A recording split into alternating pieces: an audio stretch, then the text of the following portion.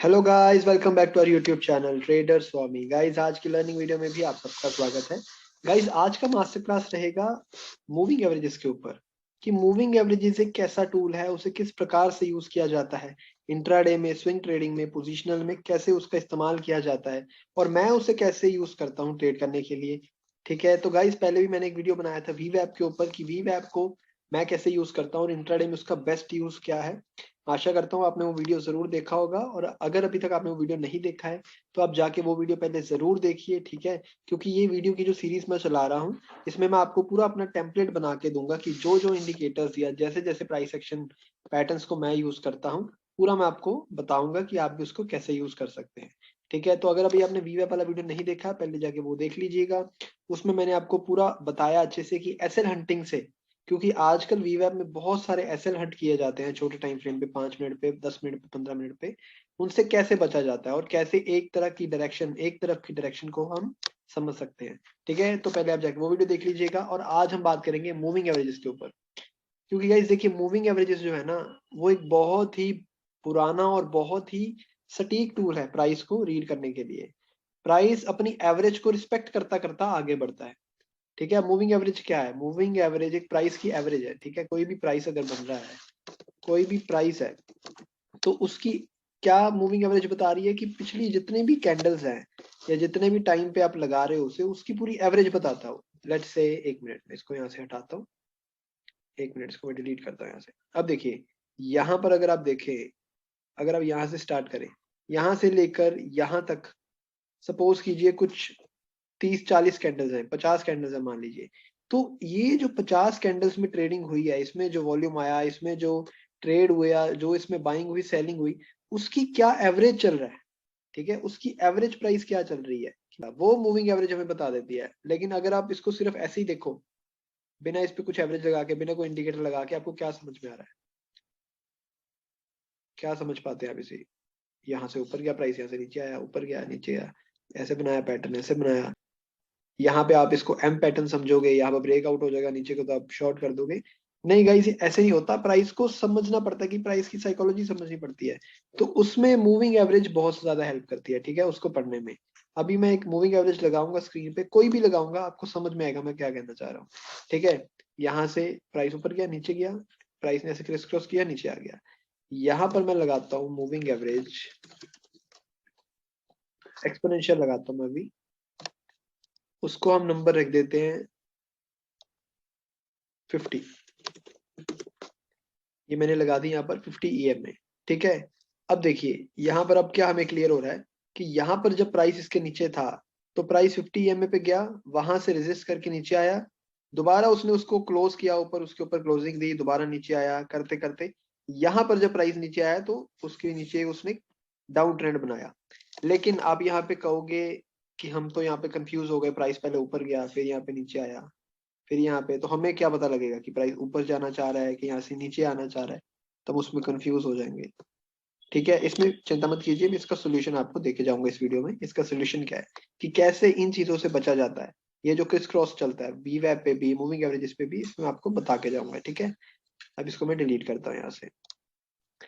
अब देखिए गाइस, इतना क्लियर हो रहा है आपको कि जब जब ये मूविंग एवरेज के नीचे प्राइस चल रहा है, जैसे यहाँ पर, इसको चार्ट को छोटा करते हैं थोड़ा, यहाँ देखिए 1 2 3 4 5 दिन ऐसे प्राइस चलता रहा, तो एक ट्रेंड हमें क्लियर हो रहा है कि मूविंग एवरेज के ऊपर है प्राइस, ऐसे यहाँ पे ट्रेंड बना हुआ है।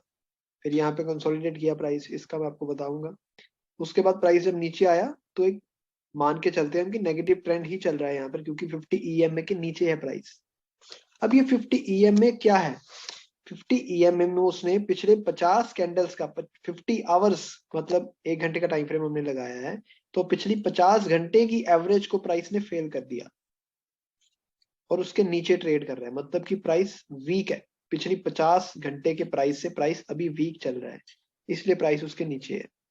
ठीक है, अब देखिए मूविंग एवरेज भी यहाँ पर फ्लैट था, यहाँ पर फ्लैट था प्राइस, मूविंग एवरेज करते करते जब यहाँ पर देखते हो आप, तो मूविंग एवरेज भी अब डाउनफॉल में आ गया। ठीक है, यहाँ पे फॉल कर रहा है, तो माना जाता है कि और ज्यादा यहाँ पर मार्केट तेजी से गिरेगी, क्योंकि मूविंग एवरेज, उसकी एवरेज भी तेजी से नीचे गिर रही है। यहाँ पर 45 डिग्री का एंगल बना के नीचे आ रहा है। ठीक है, यहाँ पर जब आप यहाँ पे देखोगे, यहाँ पे मूविंग एवरेज फ्लैट था, लेकिन धीरे धीरे क्या हुआ, एवरेज भी अपने पिछले हाई को तोड़ते हुए ऊपर जा रही है और यहाँ पर 45 डिग्री एंगल पे वो भी राइज कर रही है। तो ये थोड़े साइंस होते हैं एक्स्ट्रा बुलिश के या एक्स्ट्रा बेरिश के, हम सब पे बात करेंगे। इस वीडियो में मेरा मकसद आपको कोई स्ट्रेटेजी बताना नहीं है, आपको एक कॉन्सेप्ट समझाना है। जैसे मैंने वी वेब का आपको समझाया कि वी वेब को आप कैसे यूज कर सकते हो बेटर, ठीक है। स्ट्रेटेजी तो आप गाइस खुद भी बना लोगे, ठीक है, लेकिन कॉन्सेप्ट क्लियर होंगे तो। और हर टाइम पे मार्केट में स्ट्रेटेजी सेम नहीं वर्क करती, time to time cycle change होते रहते हैं। कभी विक्स कहाँ पे होती है, कभी विक्स 22 होती है, कभी विक्स हमारी होती है 12 पे, 13 पे। तो स्ट्रेटेजीज चेंज होती रहती है टाइम के साथ साथ। लेकिन आपको अगर कॉन्सेप्ट्स पता होंगे और उन चीजों को यूज कैसे किया जाता है, तो आप कभी भी अपनी स्ट्रेटेजी डिजाइन करके कैसे भी मार्केट में आप सर्वाइव कर सकते हो, ठीक है। अब यहाँ पे हमने 50 EMA लगाई। अब यहाँ पे मैं कोई और भी लगाता हूँ, लेट से थोड़ी पिक्चर और क्लियर करने के लिए। अब मूविंग एवरेज भी काफी तरह की होती है, एक्सपोनेंशियल होती हैं, सिंपल होती हैं, वेरिएबल होती हैं, ठीक है। अभी फिलहाल हम आज ईएमए पे ही बात करेंगे, एक्सपोनेंशियल पे ही बात करेंगे, ठीक है। ये लगी हुई है 20 पे। इसको मैं कलर चेंज कर देता हूँ इसका। ये हो गई हमारी 20 EMA, अब ये हो गई हमारी 50 EMA। अब देखिए पिक्चर थोड़ी और क्लियर हुई। यहाँ पर जब प्राइस फ्लैट चल रहा था तो मूविंग एवरेजेस भी फ्लैट थी, एक दूसरे में क्रिस क्रॉस चल रही थी। लेकिन जब यहाँ पे प्राइस नीचे आना शुरू हुआ और 20 EM में भी 50 के नीचे है, तो एक और इंडिकेशन होगी कि हाँ यहाँ पर मार्केट बेरिश है। अब देखिए प्राइस 20 के भी नीचे आ गया, यहाँ पे प्राइस यहाँ पे 20 के भी नीचे आ गया और 50 के भी नीचे है, ठीक है। यहाँ पर और बेरिश का यहाँ पर साइन बन गया एक। अब इसको आप 5 मिनट पे यूज करो, डेली पे यूज करो, आवरली पे यूज करो, वो आपकी सेट ऑफ, आपका रूल ऑफ ट्रेडिंग पे है, आपका स्टाइल ऑफ ट्रेडिंग पे है कि आप इंट्राडे ट्रेडर हो या आप स्कैल्पर हो या फिर आप पोजिशनल ट्रेडर हो, ठीक है। जब मैं स्ट्रेटेजी पे पार्ट बनाऊंगा ना, इन टूल्स को यूज करके स्ट्रेटेजीज बनाऊंगा, हम उस पर बात करेंगे कि आप इंट्राडे में कैसे यहाँ पे कहाँ एंट्री ले सकते हो। फिलहाल मैं आपको कॉन्सेप्ट समझा रहा हूँ, ये चीजें समझा रहा हूँ कि यूज कैसे की जाती है। स्ट्रेटेजी की वीडियो भी मैं आपको बना दूंगा गाइस, ठीक है। अभी देखिए इसको हमने कर लिया 5 मिनट।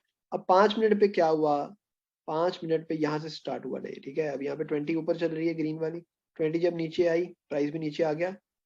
अब यहाँ पर प्राइस जब यहाँ पर आया और 5-6 कैंडल उसने यहाँ पर होल्ड करा, तो यहाँ पर हम थोड़ा थोड़ा सा भी उसको एक बेनिफिट ऑफ डाउट दे सकते हैं कि प्राइस दोनों एवरेज के नीचे है, मतलब 50 बड़ी ईएमए के नीचे है प्राइस, ठीक है। तो यहाँ पर अगर जा सकता है प्राइस, तो ज्यादा प्रोबेबिलिटी प्राइस की नीचे गिरने की है, क्योंकि प्राइस अपनी 50 ईएमए के पिछली 50 कैंडल की जो उसने एवरेज बनाई है उसके नीचे ट्रेड कर रहा है, ठीक है। और जो 20 ईएमए है वो भी 50 ईएमए के नीचे है, तो यहाँ पर एक ज्यादा प्रोबेबिलिटी बनती है प्राइस के नीचे गिरने की। तो आप जैसे देख भी सकते हो बाद में प्राइस नीचे गिरा है।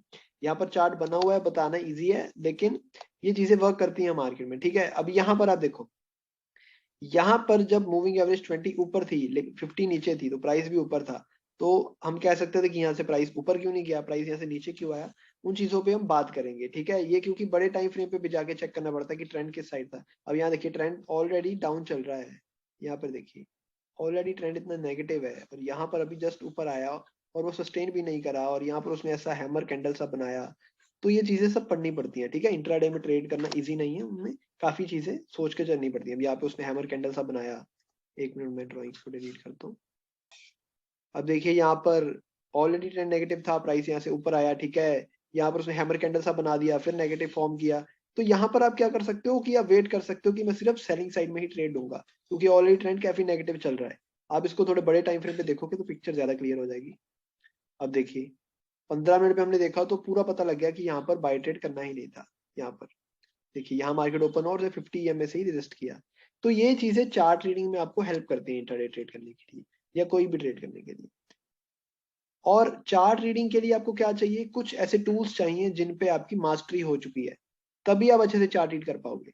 तो मैं आपको वही चीजें सिखाना चाह रहा हूँ जिन पे मैं यूज करता हूँ चार्ट रीडिंग करने के लिए। तो धीरे धीरे करके मैं उसको पूरी सीरीज में आपको सिखाऊंगा, एक एक करके टूल को अच्छे से समझाऊंगा। फिर हम क्लब कर देंगे उनको एक वीडियो में और अच्छे से टेम्पलेट को समझेंगे, और उस पर चार्ट रीडिंग की वीडियोस बनाएंगे कि चार्ट को अच्छे से रीड कैसे किया जाता है, बड़े टाइम फ्रेम से लेके छोटे तक कैसे आते हैं, कैसे स्कैल्पिंग करते हैं, या कैसे हम लंबे ट्रेड्स भी कर सकते हैं, ठीक है। तो उसमें आपको मूविंग एवरेजेस सीखनी बहुत इंपॉर्टेंट है, तो मैं आज इस पे वीडियो बना रहा हूँ। अब मैंने एक वीडियो बनाया था स्नाइपर स्कैल्पिंग स्ट्रेटेजी, काफी लोगों को अच्छी लगी वो स्ट्रेटेजी, काफी लोग उसे यूज भी करते हैं, मुझे काफी मैसेजेस आए। तो उसमें क्या था, अभी मैं यहाँ पर लगा लेता हूँ। ये देखिए, अगर अभी आपने वो वीडियो भी नहीं देखा, आप जाके देख लेना कि इतनी सारी मूविंग एवरेजेस मैंने क्यों लगाई हैं, उसमें मैंने सारा समझा रखा है, ठीक है। मैं उसका लिंक भी दे दूंगा डिस्क्रिप्शन बॉक्स में।